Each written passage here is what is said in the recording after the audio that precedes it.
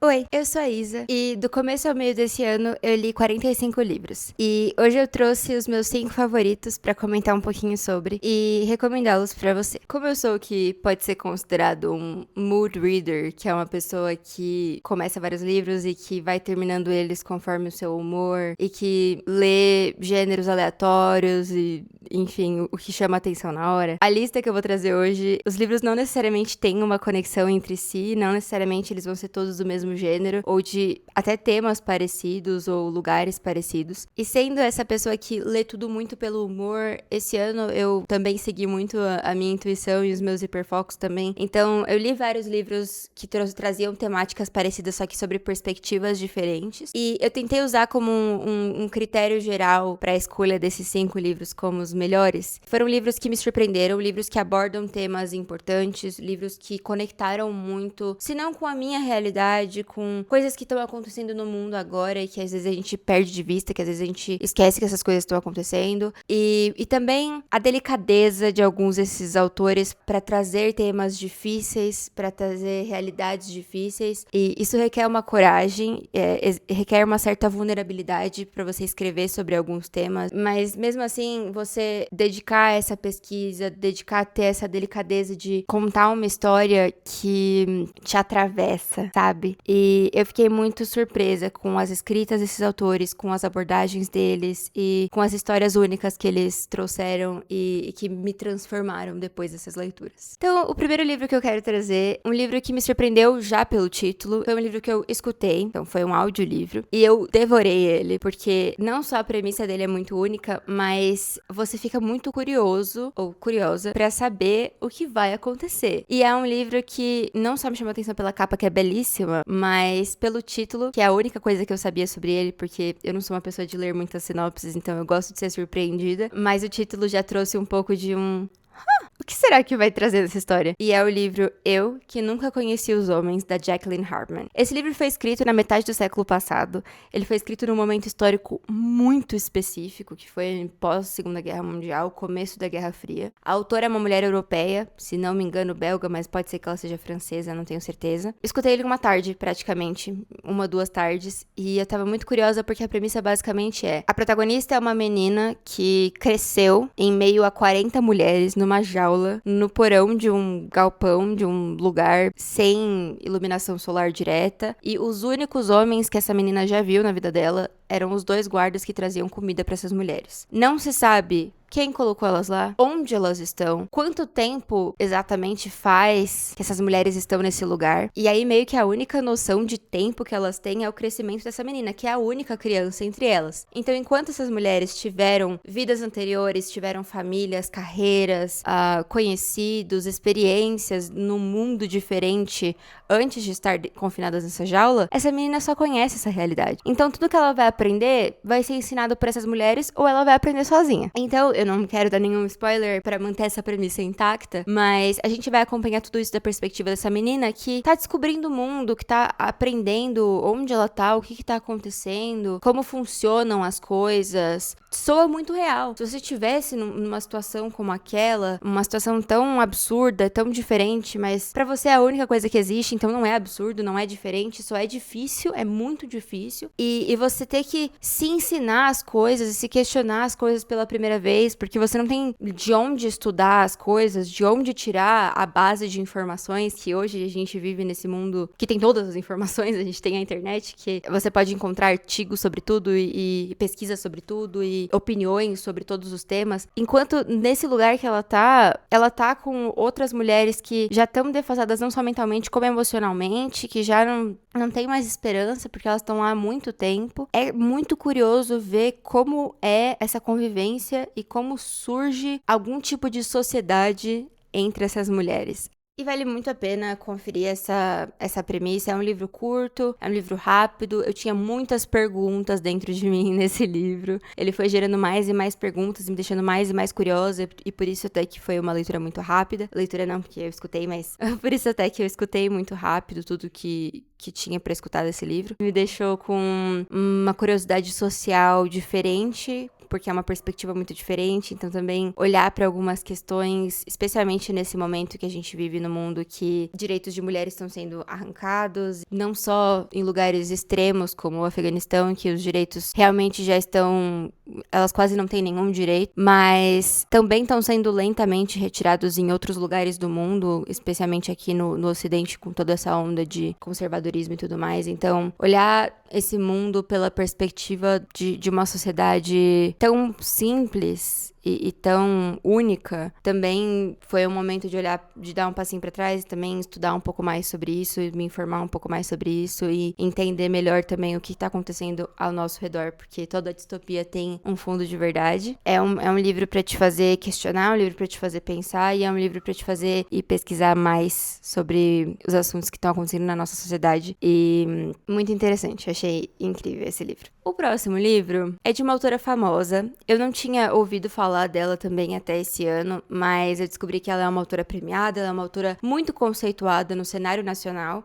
E foi um livro que me tocou muito o coração. Eu tô falando de O Peso do Pássaro Morto, da Aline Bay. Eu tô apaixonada pelo desenvolvimento de personagem que ela foi capaz de trazer num livro que é tão curto e ele não precisa ser mais longo porque ele é tão direto e tão cru e tão real que me fez sentir que essa protagonista dela tava vivendo do meu lado, que ela pode ser uma pessoa que tá escondida entre as multidões de São Paulo, que eu vejo no metrô e que eu vejo na rua. A premissa do livro, na verdade, é acompanhar a vida de uma mulher que a gente vai conhecer ela desde criança e a gente vai acompanhar os diferentes lutos que ela vai passar ao longo da vida e que ela vai sentir ao longo da vida. E eu sou uma pessoa que não tenho muita proximidade com o luto. Eu compreendo o luto, mas eu não necessariamente entendo o que é senti-lo. E ver esse livro traçando essa linha ao longo da vida, dos diferentes lutos e perdas que a gente passa e como isso muda a gente e como essa mulher, como muitas mulheres e como muitas pessoas carregam o luto dentro delas, ela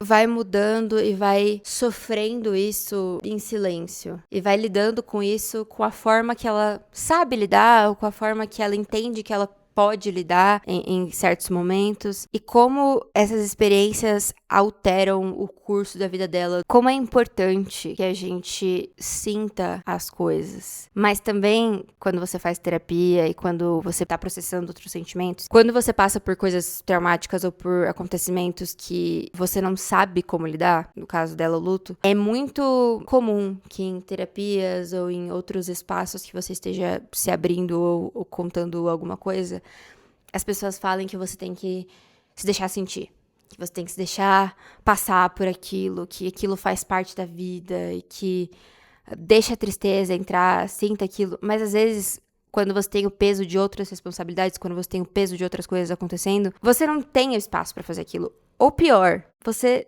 não tá pronto pra sentir aquilo. Então, você só soca aquele sentimento pra dentro de você e segue sua vida fazendo suas outras coisas e lidando com suas responsabilidades e fazendo e acontecendo o que você tem que fazer na sua vida. E em algum momento, esse sentimento vai te alcançar. Em algum momento, você vai estar pronto pra sentir e pode ser que você nem esperava que você estava pronto, pode ser que você nem ache que você tá pronto, mas uma hora esse sentimento vai aparecer e você vai senti-lo na sua forma mais pura e crua e forte. E aí, o que você faz com isso? Porque isso pode te derrubar. Isso pode te mudar pra sempre. Isso pode te fazer sofrer e sofrer muito, tá? Sofrer muito. E quando eu era criança, eu escutava muito essa frase de uma pessoa que eu amo muito, que é: a vida não vai parar pra você chorar. A vida não vai parar pra você se consertar. A vida não vai te esperar enquanto você se lamenta, enquanto você sofre, enquanto qualquer coisa. E claro, a vida não vai te esperar. Mas às vezes você não consegue viver enquanto você não sentir. E sentir inclui chorar, inclui sofrer,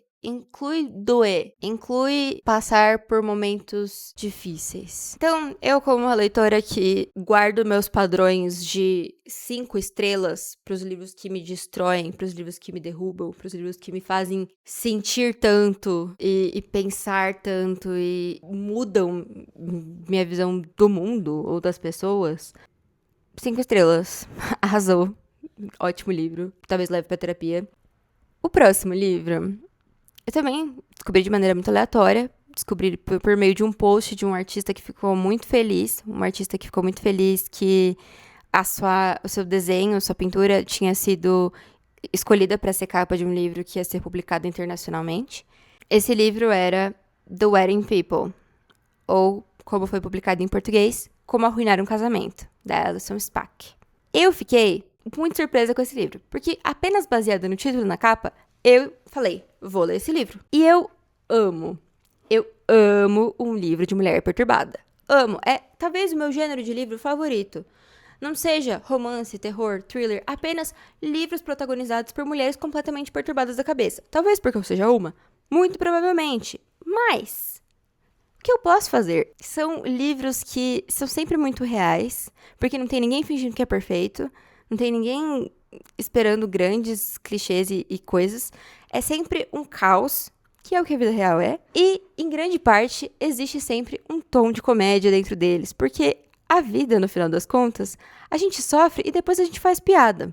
Então, conseguirem transformar isso em histórias literárias é sempre um sabor. Então, nós temos a Phoebe, que é a nossa protagonista, que é uma mulher provavelmente em sua meia-idade. Ela tá vivendo um momento difícil na vida dela, muito parecido com o que eu descreveria uma crise de saúde mental. Ela tá questionando todas as decisões que ela já tomou na vida dela e todo o rumo que a vida dela tomou, não só profissionalmente, mas pessoalmente também. E ela decide que ela quer acabar com tudo.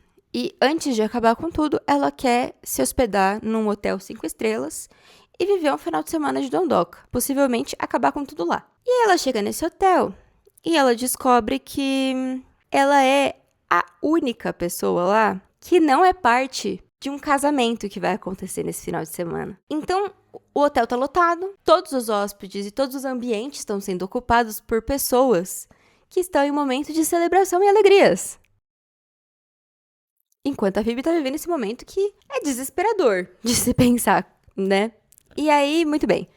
Ela fica em choque, mas ela já tá lá, ela não vai perder coragem, ela também não vai voltar, ela já pagou. E aí ela vai viver as experiências mais absurdas, com as pessoas mais aleatórias e ter os diálogos mais inacreditáveis dentro desse hotel durante o final de semana. E a gente vai acompanhar todos esses momentos.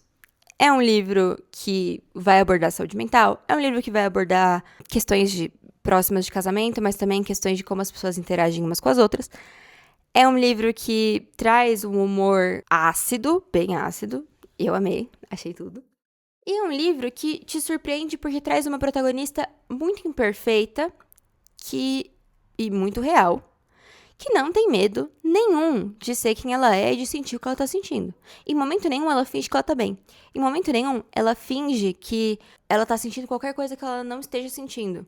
Ela é sincera, ela fala o que tá na cabeça dela, ela fala o que tá acontecendo e ela deixa tudo muito claro pra todo mundo que se comunica com ela. É uma protagonista que nunca age do jeito que você tá esperando que ela vá agir, especialmente em momentos sociais, assim, com outras pessoas, ainda mais pessoas que ela nunca tinha visto na vida. É um livro que se desenvolve muito bem, não importa se você ler a premissa ou não ler, igual eu, você vai se surpreender com o desenvolvimento e com o final dessa história.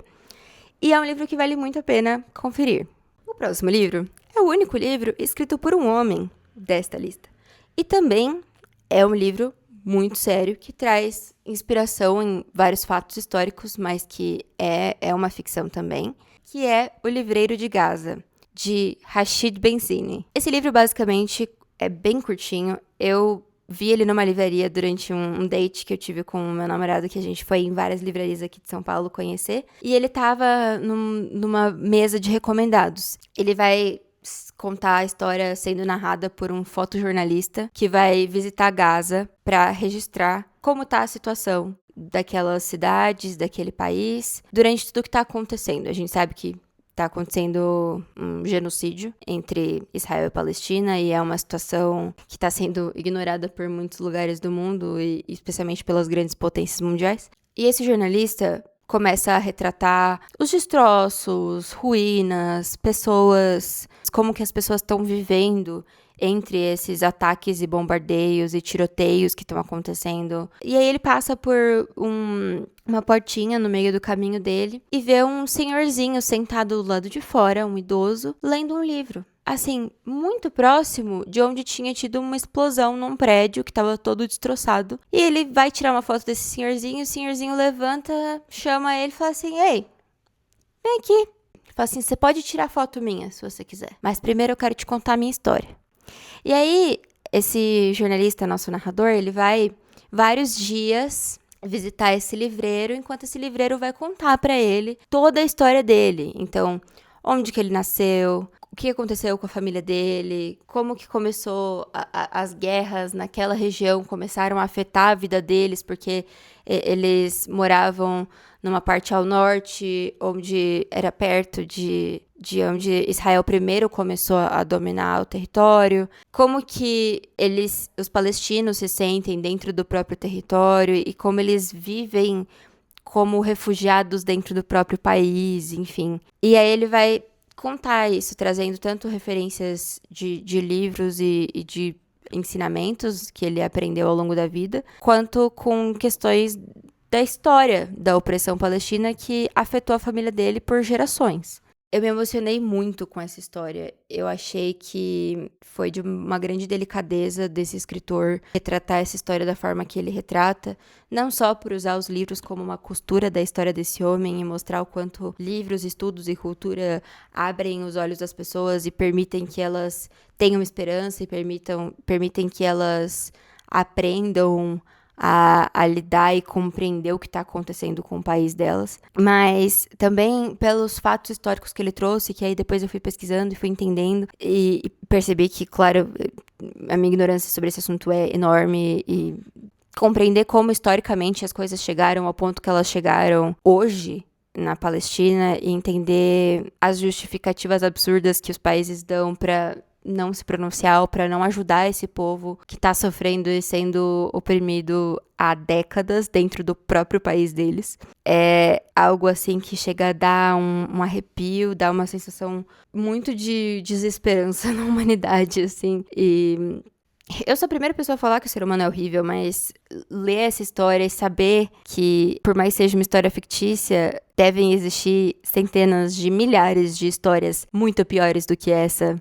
Enfim, foi um livro que me instigou a aprender mais sobre essa região e me deu muita tristeza de pensar no sofrimento que todas essas pessoas estão passando. O que está acontecendo com eles é além do desumano. É horrível. E eu nem sei como finalizar falar desse livro. O último livro é um livro que mudou minha vida, literalmente. Ele é um livro que toca muito perto do que eu passei e foi um livro que eu chorei muito. Ele me deu vários gatilhos. O livro se chama What My Bones Know. Eu escutei ele na Audible e eu não acho que eu teria conseguido ler este livro se eu tivesse pego o livro pra ler, mas eu ganhei ele de presente. Esse livro foi tópico de terapia, esse livro foi tão importante pra mim, mentalmente e emocionalmente, que eu falei pro meu namorado que ele precisava ler esse livro pra entender melhor como eu me sinto e o que eu tava passando durante alguns momentos que eu vivi recentemente. E ele foi publicado recentemente por uma editora, acredito que independente. O nome dele em português é O Que os Meus Ossos Sabem. Vou deixar uma foto. A capa é belíssima. Então, tentando resumir esse livro, ele é um memoir. O memoir nada mais é do que uma biografia com aspectos também de pesquisa e de assuntos específicos dentro das memórias dessa pessoa. A Stephanie, que é a autora, ela é uma jornalista, ela tem por volta dos seus 30 anos. E ela conseguiu construir uma carreira dentro do radiojornalismo e vivendo o trabalho dos sonhos, encontrou um namorado, amor da vida dela, enfim. Mesmo fazendo anos de terapia, ela ainda assim não conseguia 100% compreender o que ela tinha, o que causava esses ataques de pânico, como fazê-los parar. E aí ela, além de contar as memórias da infância dela, que é uma infância muito traumática, uma infância com abandono, com um abuso não só psicológico como também físico, muita negligência da parte dos pais dela, ela vai trazer toda a jornada de saúde mental dela. Então, desde tudo isso que aconteceu, até primeiras crises de ansiedade, primeiros ataques de pânico, comportamentos que ela replicava dos pais, coisas que a gente tá acostumado a ver em terapia, então eram as coisas que ela tratava desde o início. Entretanto, essas coisas não melhoravam, e mesmo ela conseguindo manter uma carreira e um relacionamento saudável, ela ainda assim tinha essa jornada de saúde mental que ela buscava compreender a ela mesma, compreender o que ela tinha e como ela podia tratar aquilo para ter uma vida mais estável. Ser uma pessoa que vive com tantas crises faz você sentir fora do controle da sua própria cabeça. E pessoas traumatizadas, grande parte delas, têm uma obsessão pelo controle. Então, quanto menos controle você tem, mais instável você fica. E mais crises vêm, mais coisas acontecem, menos você sabe lidar com aquilo. Ler essa jornada dela, em que ela vai testar tipos diferentes de terapia, ela vai passar por vários profissionais diferentes, ela vai mostrar como nos Estados Unidos esse sistema de saúde mental, saúde nos Estados Unidos já é difícil, mas saúde mental é pior ainda, e é muito semelhante com o que eu passei também, mesmo tendo um bom convênio, eu não conseguia encontrar um psiquiatra que olhasse pro meu caso de fato sem jogar sertralina na minha cara, e não era a sertralina que ia me ajudar. Chegar ao meu diagnóstico foi uma grande jornada, assim como ela chegar no dela. São diagnósticos diferentes, mas entender como a sua cabeça funciona é um dos passos mais importantes para você conseguir se estabilizar mentalmente. Então, os ciclos e as reações aos traumas e a dificuldade dessa jornada, e você dá muito murro em ponta de faca de testar tratamentos que não funcionam e se sentir frustrada e sentir que você é uma pessoa quebrada que não funciona, uma pessoa que veio com defeito e não dá pra pedir ajuda porque a fábrica já fechou e faliu. O que você vai fazer? Sabe? Então, é muito difícil passar por isso sozinho e não ter com quem falar sobre isso e não ter ninguém que você conhece que fala abertamente sobre isso, porque é um assunto muito julgado e é um assunto que as pessoas não querem falar. É muito, muito vulnerável. Depois de ter passado por tudo isso, eu tinha acabado de começar a me estabilizar, acho que foi, sei lá, fevereiro ou março. Eu tava na medicação certa há 2 meses e eu tava acompanhando com bons profissionais há também 2 meses e as coisas tinham acabado de começar a dar certo. E eu encontrei esse livro e mesmo me dando gatilhos, é como se fosse um abraço esse livro. Esse livro é como se, assim, eu entendesse que, infelizmente, outras pessoas também passaram por isso, mas conseguiram chegar numa estabilidade, conseguiram ficar bem. A estabilidade em si, ou você conseguir começar a confiar na sua própria cabeça, depois de viver uma vida inteira sem conseguir, é algo maravilhoso, é algo espetacular. E, enfim, esse livro é tudo pra mim e é muito difícil falar desse livro sem chorar. E acho que sem chorar é o que eu consigo falar desse livro por hoje. É um livro que, se você tá passando por questões sérias de saúde mental, se você tem uma jornada também buscando estabilidade, buscando... Eu não gosto de falar cura, mas buscando uma melhora nesse sentido, é uma leitura muito válida. Se você conhece alguém que tá passando por algo parecido, também é uma leitura muito válida. E eu espero voltar a falar desse livro nesse canal. Eu espero conseguir falar sobre saúde mental em algum momento também, porque é um tema muito importante pra mim. E é isso. Esses são os 5 melhores livros que eu li esse ano, dos 45 no total. Eu espero ter novas leituras tão legais quanto, tão impressionantes quanto pra falar no final do ano, sobre a nossa segunda metade do ano. Eu espero que vocês tenham se interessado por algum desses livros. Se vocês já leram algum deles, por favor, me contem suas opiniões. E se vocês têm recomendações das suas melhores leituras desse ano até agora, eu também gostaria de saber sobre. E até a próxima. Tchau!